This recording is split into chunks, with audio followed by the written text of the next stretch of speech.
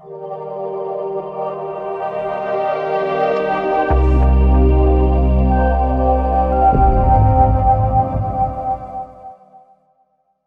there, I'm Mohammad and you're watching the second episode of the IELTS Reading series.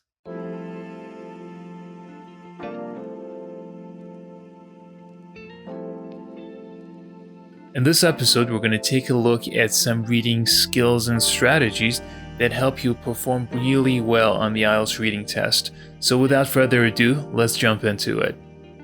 All IELTS texts are made up of 3 parts. 1. Title. 2. Text. 3. Questions.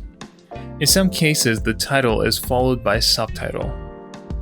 Reading somewhere between 2,700 to 2,800 words and responding to 40 questions in 1 hour is a very difficult thing to do. Therefore, you need to find some shortcuts to help you speed up the process of responding to questions.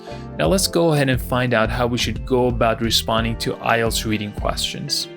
The process of responding to questions is like this. First, read the title and the subtitle. In this step, you should read the title to get to know what the text is about. Next, you should read the questions to find out what to look for in the text. And last but not least, you should locate where the answers to the questions are in the text. There are times when the text has neither a title nor a subtitle. In cases like this, you don't have to worry because one of the questions requires you to pick the title for the passage. So skip the first step if you encounter a text like this.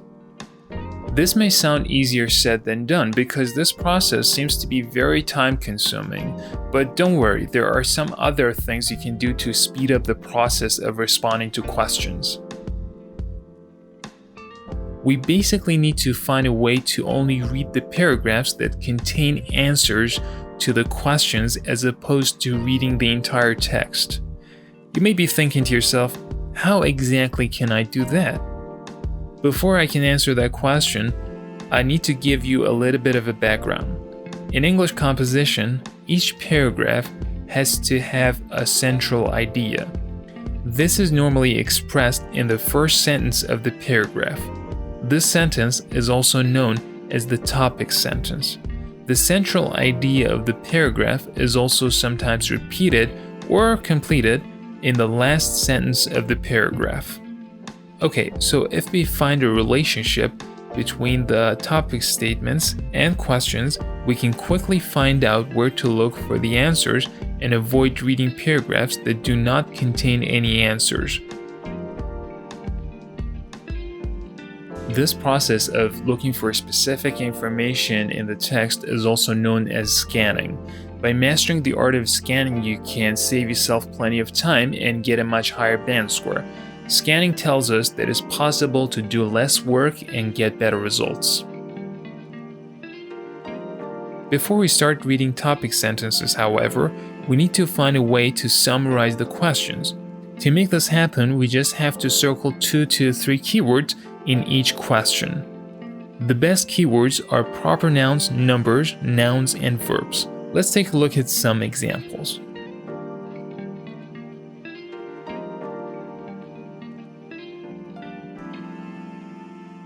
In the next episode, we'll apply the concept of scanning to true, false, not given questions. Until I see you again, take care. I believe you. In this episode, we're gonna So without further ado, let's jump into it.